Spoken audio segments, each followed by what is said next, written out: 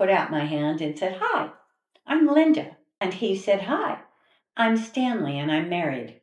And I looked at him and I said, "Oh my gosh, I thought you were gay. And I thought this was your boyfriend." The man he was with said, "No, I'm his son." And we immediately all liked each other as he explained to me that these particular pants were decorated and created specifically for him by Elton John's designer. And the Louboutin shoes he'd had for many years. I found him fascinating. His son explained to me that he's an artist and would I like to see a piece that he had just finished. It's an absolutely gorgeous painting of the Whiskey A Go-Go on the Sunset Strip. And I said, "How fascinating. My daughter, who's being honored tonight, is giving an event at the Whiskey A Go-Go in 2 months. Maybe she could auction it off, give you your price, and the rest of the money could go to her group."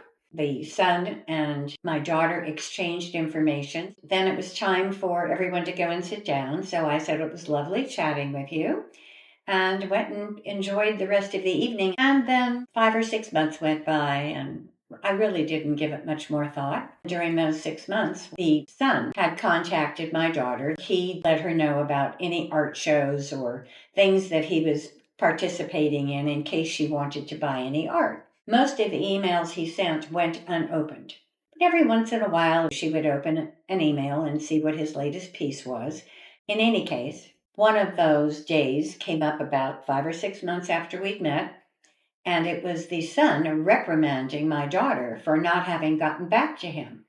She went back and looked at the previous emails where he had been asking for my contact information for his father. Long story short, she gave me his information. I called and he said, "I've been trying to reach you for 3 months. I want to introduce you to a very close friend of mine whose wife passed away. He hasn't been out of the house, hasn't gone out on a date.